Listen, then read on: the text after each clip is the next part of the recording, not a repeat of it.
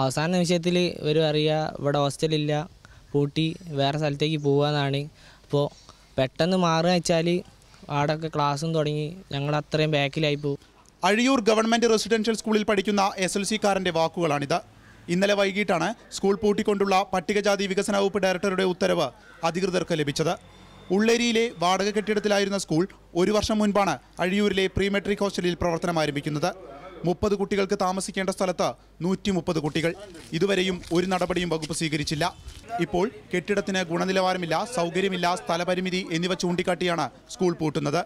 രക്ഷിതാക്കൾ ഈ വിവരം അറിയുന്നത് മക്കളുടെ പ്രവേശനോത്സവത്തിന് വന്നപ്പോൾ.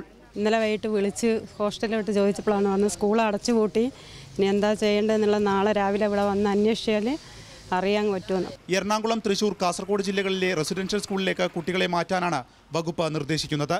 മരുതോങ്കരയിൽ 10 ഏക്കർ സ്ഥലം കെട്ടിടത്തിനായുള്ളപ്പോഴാണ് സ്കൂൾ പൂട്ടി 2 മാസം ഒന്നും മിണ്ടാതെ വകുപ്പിന്റെ ഇപ്പോഴത്തെ തീരുമാനം. കേരളം മുഴുവൻ പ്രവേശനോത്സവം ആഘോഷിക്കുമ്പോഴാണ് പട്ടികജാതി വികസന വകുപ്പിന്റെ കെടുകാര്യസ്ഥത കൊണ്ട് മാത്രം 100ഓളം വിദ്യാർത്ഥികളുടെ ഭാവി തുലാസിലാക്കി ഒരു സ്കൂൾ പൂട്ടുന്നത്. ക്യാമറമാൻ ജിതേഷിനോടൊപ്പം വിപിൻ സി വിജയൻ, മാതൃഭൂമി ന്യൂസ്, വടകര.